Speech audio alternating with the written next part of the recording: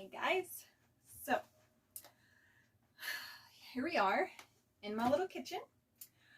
Like I said, like I had told you in the last video, I had a whole bunch of beans, lentils, those sorts of things given to me.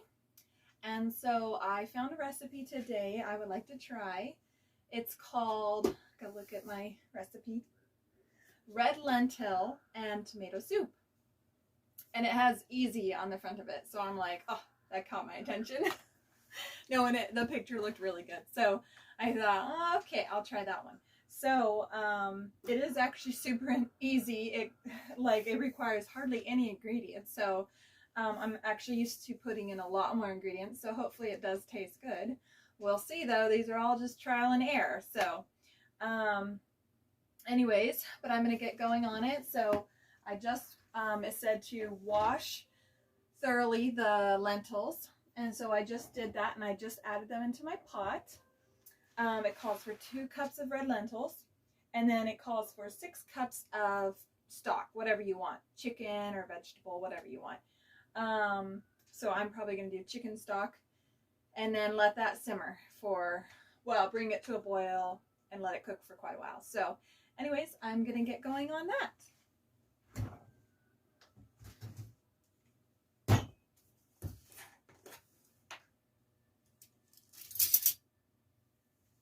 I don't really have very many measuring teaspoons and tablespoons, and I'm missing a whole bunch of measuring cups too, so I usually just go by eye.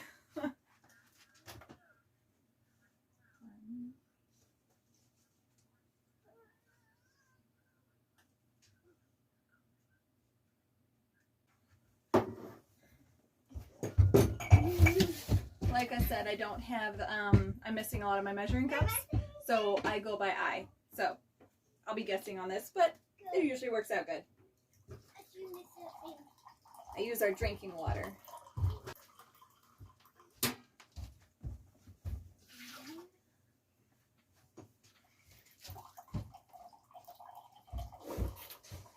I take you over here, and this is what's going on over here. So there are tomatoes that are needed for this recipe.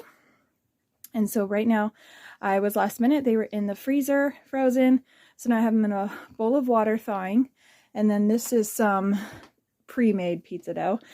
We are going to use it as rolls tonight. So I am planning to get back into making bread. So I'll probably do a couple videos of that sometime. I do also want to get going on sourdough bread, which is a little bit of a process, but I will probably do a little video on that as well. So right now we have the wood stacked like that next to the fire, next to the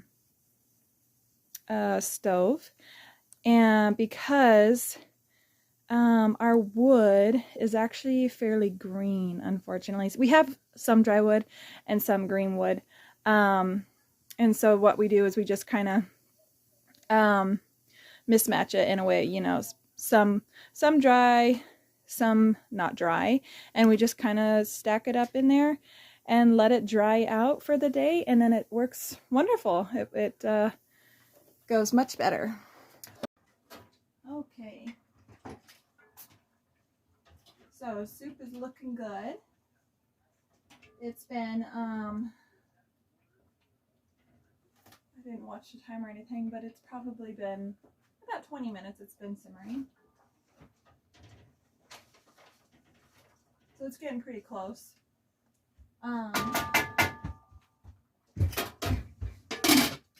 Those tomatoes I showed you, I'm going to go grab them and see if I can start cutting them up, processing them, and ready to get them ready to pop them in. Start cooking away.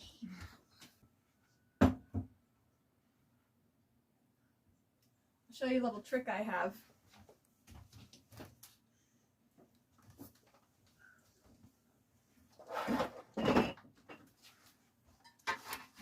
Whoa! That's not part of the trick. Yeah, you need to go because you're in your underwear. So, this fifth wheel's old. And I don't know, maybe a lot of fifth wheels are like this, but the counter actually slants down in the back. So every time I would be cutting something, and if it was juicy, it would like all go to the back.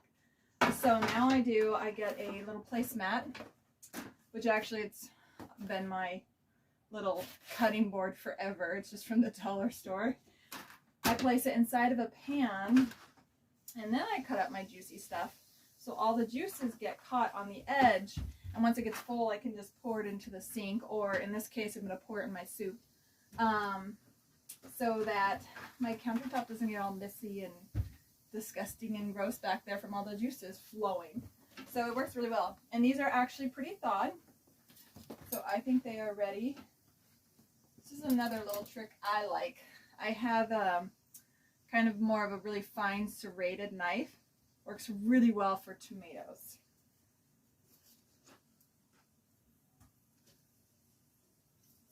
So it just said, the recipe called for a 12-ounce can, and actually double that, so 2 12-ounce cans of tomatoes. But I'm just using fresh, well, we're fresh, they've been frozen, but it works. I'll do 2 cups of chopped fresh tomatoes in place of a 12-ounce can.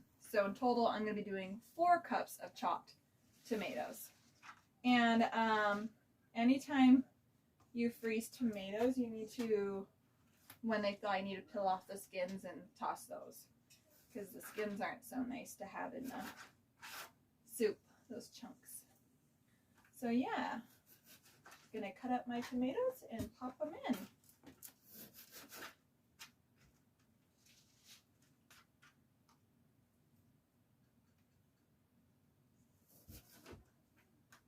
And again, I'm just gonna guess on my amount of tomatoes. I need a total of 4 cups, so I'm just gonna guess on what I have. Okay, so I got my tomatoes all ready to go in. Now I'm gonna pour them on in the soup.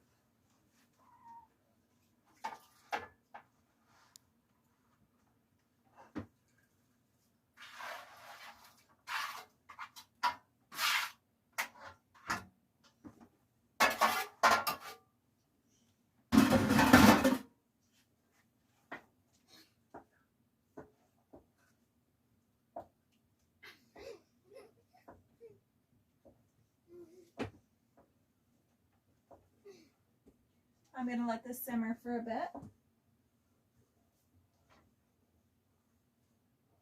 But it's looking good.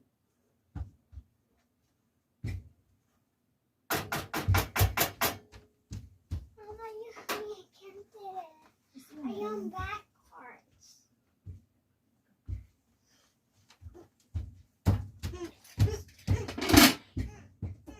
Okay, so I'm going to let that simmer for a bit. And then it's going to be almost done. Just got to season and just wait a... Yeah, there really is not too much to the soup at all. There's no potatoes, there's no onions, celery, carrots, like a whole bunch of things I always add in my soups. It's like, calls for hardly anything. So hopefully it turns out really good, because it's like the easiest soup in the world. I'm hoping it turns out good, because this is a good soup. Like if you really don't have too much time and you gotta throw something together real quick, this is that soup. I mean, it's been cooking for probably, boy, a little over half an hour now, and it's pretty close to being done. I'm gonna put some, I guess I'll do it now, I'll put some salt and pepper in it. It just says to taste.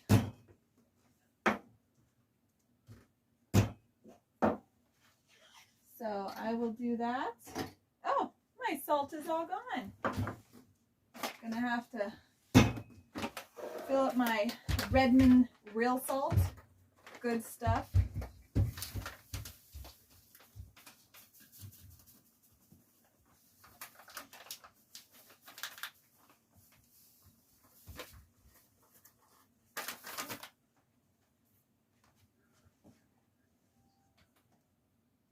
Good.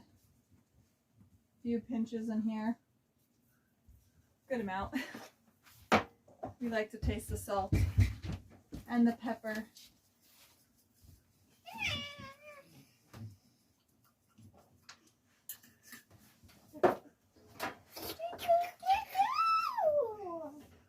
Okay, so I got that going.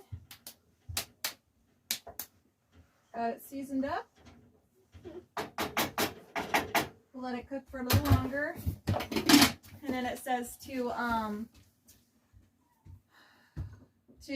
put it in a blender, which I think in order to put it in a blender, I think you have to let it cool down, I'm pretty sure. I have the little hand mixer thing. Can't remember what it's called. Pulsar or something, I'm not sure. Anyways, a little hand mixer. I'm actually probably not going to do that though. We don't totally care for the puree soups. It just almost feels like it wasn't enough. Kind of weird. I don't know. But anyways, we like them a little bit chunkier. So sometimes if it is supposed to be pureed and I don't want it too chunky, I'll grab my hand potato masher and I will just mash it up really good. And that works perfect for us. I feel like it gets it pretty pureed, but there's still some chunks in it. And so that's my favorite way. And I may do that with this one. But I could even show you, it's actually not too chunky. It really is actually pretty good. I'll take you over there. So there it is. It looks pretty tasty, actually, in my opinion. We're soup people, though. Yeah, so like I said, it's not super chunky, so I may not do that at all. I might just let it be as it is. So we'll see how it goes.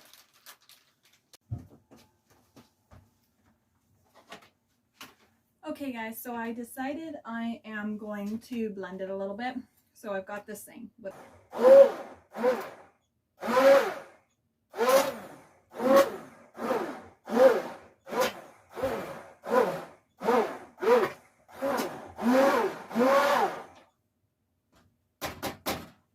okay. It's probably good.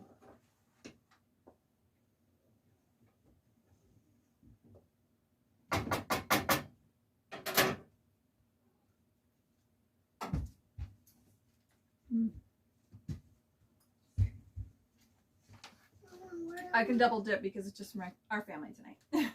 Anyways, flavor is really good. It did get a little soupier, a little watery when I did that. And it did say after you blend it, cook it longer to kind of get a thicker consistency if you want a thicker consistency. So I think I am going to just keep cooking it with the lid off, let the steam escape, and hopefully get a little thicker before Joel gets home for dinner. So we'll let you see what it's like when dinner is here, see what how everybody feels about it. Okay guys, what do you think? Well, I gotta taste it. Let's see. It might be pretty hot. What kind of soup is this? It is red lentil and tomato soup. Mommy. Delicious. That's really good. That was really good. That is really good. Yeah. Yeah, that tastes really good. I'd definitely make that one again. Mommy. No, It's really good. I'd make that again anytime. So next time you want me to cook, let me know. Yeah, so I'll try to figure out how to Sit down. he could do it too. It was so incredibly easy and fast. So I'm gonna try to figure out how to link this recipe in the bottom down below. If I can't figure it out, I think with Joel's help I can, but worst case scenario, it's so simple and short I can just write it out in the comments. But we'll try to figure out how to link the recipe down below. Super duper simple. I just added at the very end, which is in the recipe, some cilantro and cream. So anyways, Just a second. all right, super easy, and it was a good one. I think we're Yeah, gonna it's keep really this. good. Really good. So now we got a lentil recipe. So Mm. you guys take care, and we'll see you next week. Bye. Bye.